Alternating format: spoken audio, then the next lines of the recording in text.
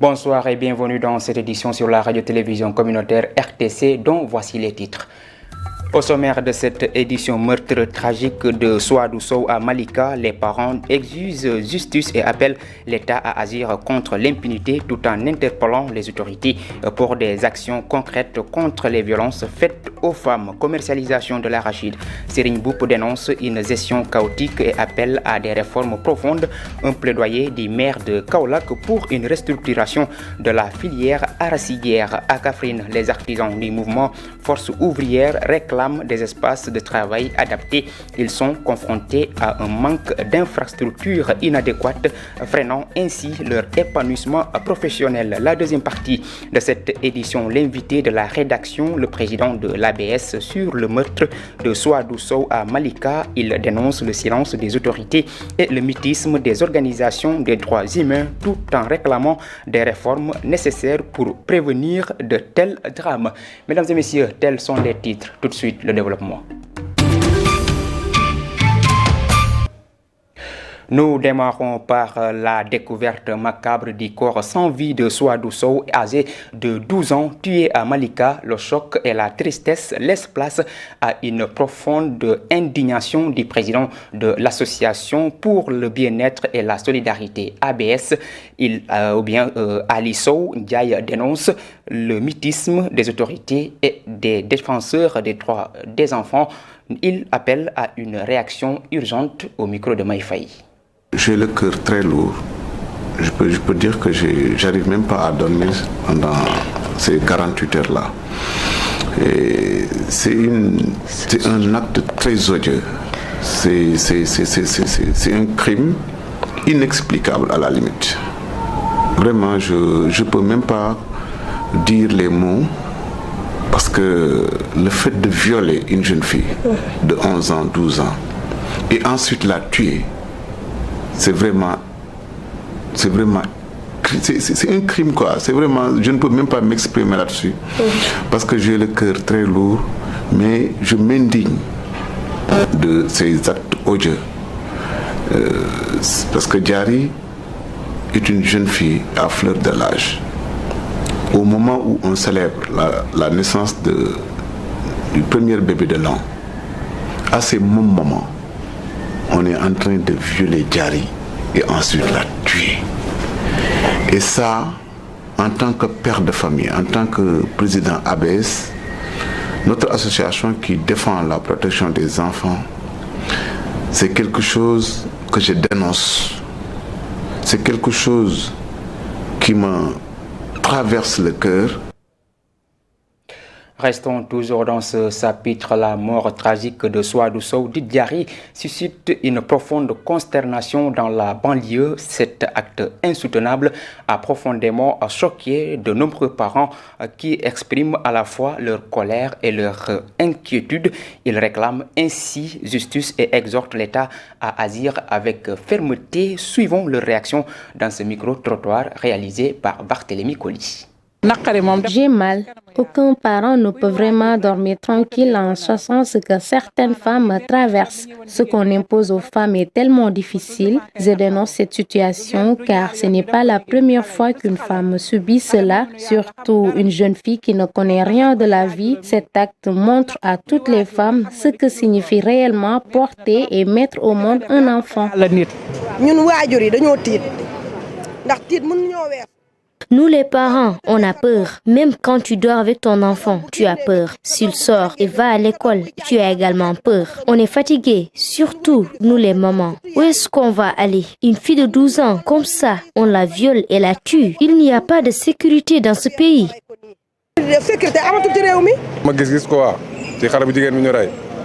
Pour moi, il faut la peine de mort au Sénégal. Si tu tues, on te tue. Le Sénégal est un pays islamique et c'est ce que dit l'islam. Quand tu voles, on coupe ta main. Si on le fait, tout le monde aura la paix.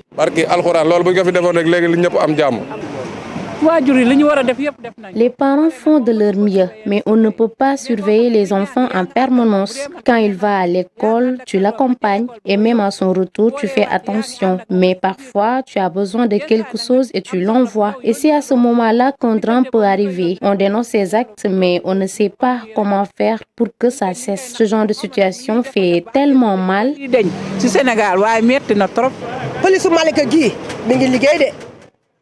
La police de Malika travaille, mais le nouveau régime doit nous aider. Ce qu'on n'aime pas, si quand tu tues, on t'enferme 2 jours et on te libère, ça fait mal au cœur. À présent, parlons santé avec pour booster les activités du programme élargi de vaccination PEV. Le district sanitaire de Podor a sensibilisé les autorités administratives, les élus locaux et les acteurs sociaux. Un atelier a été organisé dans ce cadre afin de former les participants qui seront désormais bien équipés pour suivre les activités et contribuer au suivi des maladies. Suivons les explications du médecin-chef de Podor au micro de Aminata Ndiaye. L'intérêt de cette rencontre, c'est davantage de les outiller sur les maladies suivies du PEV, partager avec eux aussi les objectifs en termes de couverture vaccinale que le programme élargi de vaccination a fixé pour l'ensemble des districts, afin d'éliminer ou d'éradiquer certaines affections au nombre de 13 maladies cibles par rapport au programme élargi de vaccination. Par ailleurs aussi, nous avons suscité auprès des collectivités, auprès des maires, en tout cas un renforcement de l'appui qu'ils faisaient au niveau des postes de santé. Nous avions l'habitude d'avoir des fonds de dotation. Maintenant, on voudrait que les maires, dans les activités de prévention, en tout cas accompagnent davantage les postes de santé, notamment dans le cadre du programme élargi de vaccination, dans un département aussi vaste que le département de Podor, avec une population qui est souvent au-delà de 15 km ou bien même au-delà entre 5 et 15 km. Donc, c'est des enfants qui sont difficiles à atteindre. Donc, nous voudrions aussi que les collectivités, que les maires puissent appuyer le financement de ces activités-là, parce que nous sommes, comme on l'a dit maintenant, avec les nouvelles orientations politiques du président de la République et du gouvernement. C'est vraiment un Sénégal qui se veut souverain. Donc, on a parlé de souveraineté, c'est beaucoup de domaines, mais aussi être souverain dans le financement de nos politiques et programmes de santé. Voici un peu l'intérêt de ce qui a réuni tous les acteurs, leaders communautaires, autorités administratives, techniciens de la santé, autour de cette problématique qui est le programme élargi de vaccination, pour que chacun puisse en tout cas apporter sa contribution à l'édifice. Le maire de Kaolack, par ailleurs président de la Chambre de commerce, a qualifié de chaotique la campagne de commercialisation de l'arachide. Il a demandé à l'État du Sénégal de soutenir la Sonacos en créant des succursales dans chaque département du pays. Serigne Mboup a proposé d'interdire l'importation de l'huile raffinée ou encore d'encourager les initiatives privées pour créer des unités de transformation locale. Ces propos ont été tenus lors d'une fête pour les enfants à Kaolack au début de l'année 2025 et ont été recueillis par Ousmane Dem. Oui, moi je pense que quand les producteurs, les agriculteurs disent que ça ne marche pas, on doit leur écouter pour dire que ça ne marche pas. Et envoyer des personnes, des contrôleurs indépendants pour qu'ils viennent dire la vérité. Mais si on laisse les acteurs étatiques de dire que tout se passe bien, je pense que la population ne sera pas satisfaite. Et en vérité, ils n'ont pas les fonds nécessaires, ou les personnes qui ont les fonds, ils sont en train de faire ce qu'on dit du dumping, et ça c'est pas bon. Moi je pense que le problème de l'arachide, on doit le régler définitivement pour tous, c'est de créer des unités partout, dans chaque département. Oui, parce que Sonacos ne peut pas tout faire. Moi je pense que on devrait faire que chaque département créer des succursales de Sonacos, ou bien encourager le secteur privé d'installer des usines.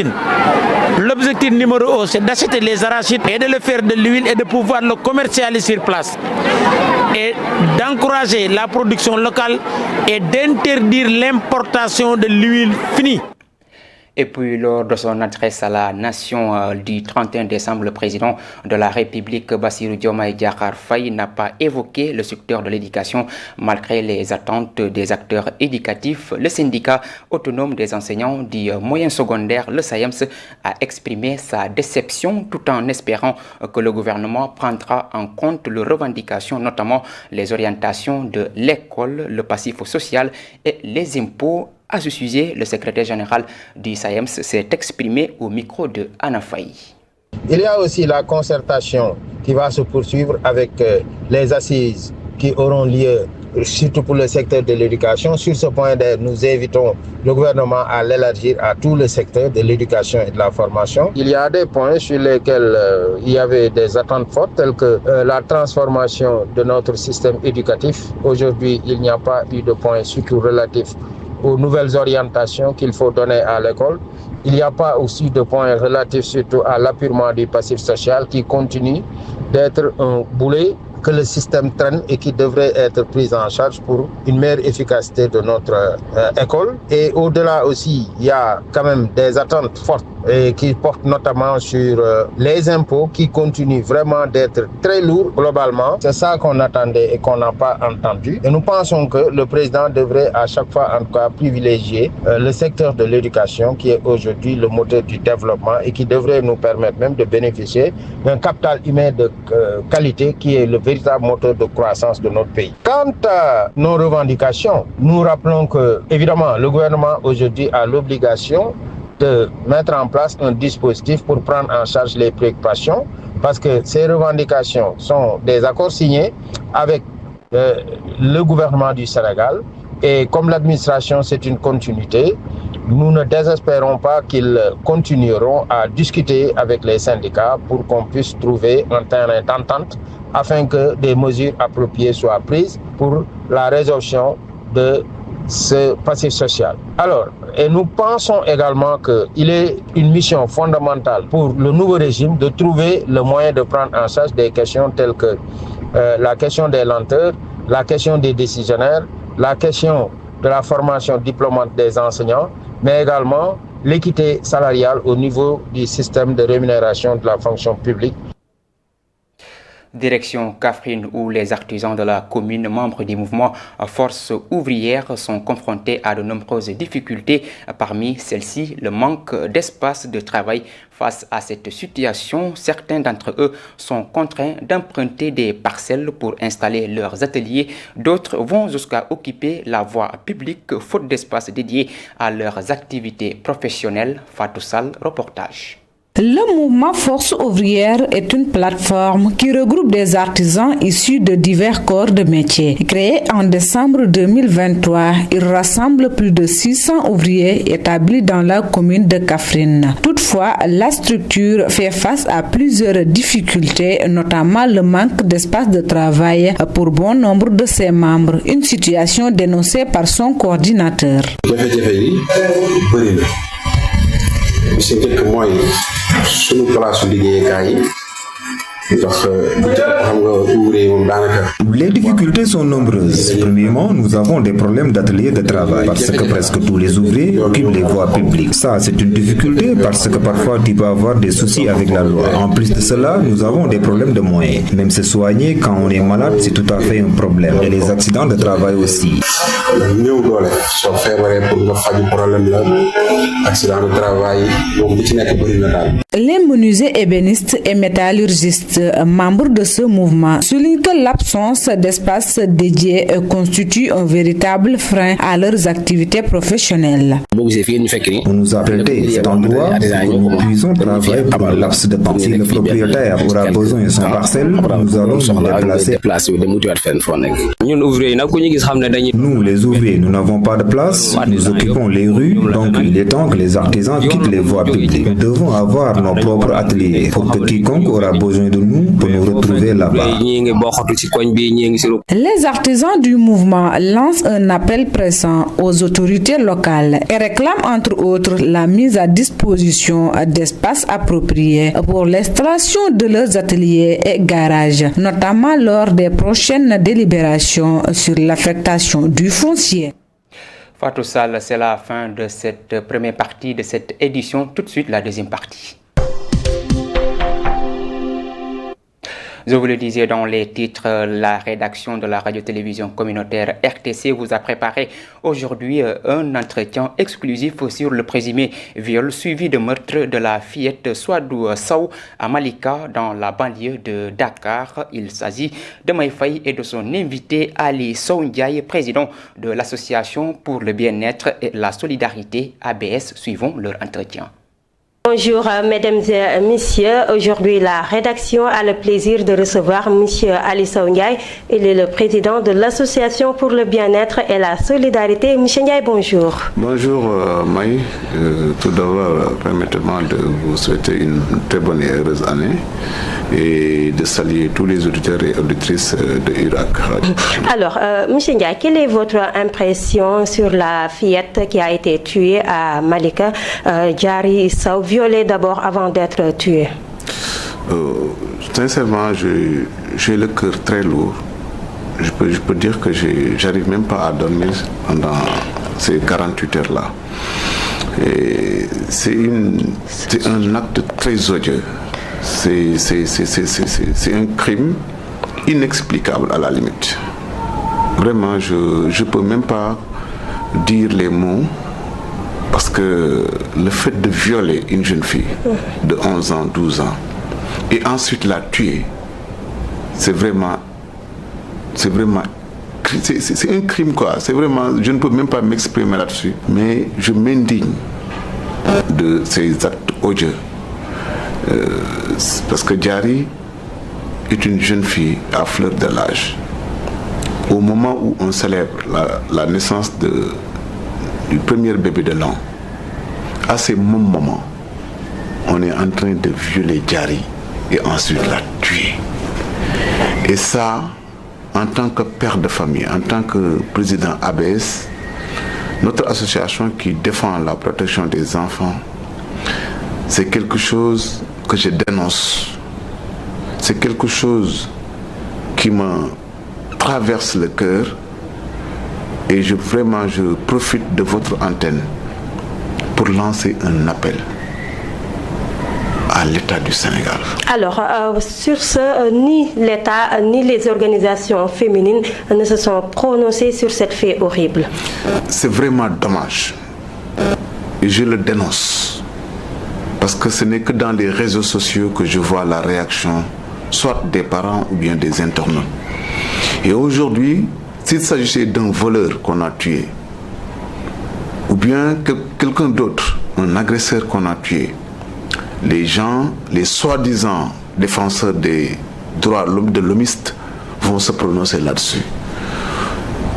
En tout cas, pendant ces 48 heures, je n'ai pas entendu une voix autorisée dénonçant cet acte odieux. Je ne l'ai pas entendu. Et vraiment, je m'en désole. C'est vraiment malheureux que quand on parle de droits de l'homme, quand on parle de droits des femmes, droits de la fille, on tue un enfant, j'entends pas la voix de cette jeune féminine, de ces organisations de base. Franchement, c'est écœurant. Mais je suis triste, mais j'ai peur pour les enfants. Parce que c'est pas la première fois. À chaque fois on tue, on en parle 48 heures et ça va quoi, après les gens oublient. Alors, comme vous venez de le dire tout de suite, une recrudescence des meurtres au Sénégal. Qu'est-ce qui explique ce phénomène selon vous? On a dit qu'on a criminalisé. Mais moi je pense que c'est parce que les vraies sanctions tardent à tomber. Aujourd'hui, si je prends l'exemple de ce monsieur-là, ce gars qui a commis cet acte odieux, si on avait pris l'initiative de le tuer, le présumé meurtrier. Le présumé meurtrier, parce que je pense qu'on a des preuves sur lui. Concrètement, qu'est-ce qu'on doit faire pour sortir de cette situation? Ramener la peine de mort. Vous êtes donc pour? Je suis plus que pour. Parce que même si on cible, même s'il faut cibler une personne qui viole et qui tue une fille, il faut tuer cette personne-là. Parce que cette personne-là ne doit même plus exister. On doit l'effacer de la société. Parce que quand on est père de famille, on voit ta fille grandir. On voit ta fille aller à l'école et revenir. Un soir, on vous dit qu'on l'a violée dans une salle de bain et qu'on l'a tuée. Quand les gens n'en parlent pas, moi, je dis qu'il y a problème. Il y a problème parce que pourquoi on n'en parle pas? Pourquoi on ne voit que ça sur les réseaux sociaux? Ou bien il y a quelqu'un qui prend son caméra, qui va chez la maman de l'enfant pour avoir des vues. L'oncle de l'enfant pour avoir des vues. Mais est-ce que c'est ça? Est-ce que c'est ça qui doit régler le problème? C'est le moment même que la société civile, les organisations de base se mobilisent pour interpeller l'Assemblée nationale. J'interpelle le nouveau Parlement pour qu'on en discute, pour qu'on en parle. Il nous faut une loi, pas pour criminaliser, mais pour rétablir, pour ramener cette loi-là. Merci. Je rappelle que vous êtes Ali Sow Ndiaye, le président de l'Association pour le bien-être et la solidarité. Mesdames et messieurs, c'est cet entretien émouvant qui met fin à cette édition sur la radio-télévision communautaire RTC. Merci de l'avoir suivi. L'information continue sur www.iracsenegal.sn. Au revoir.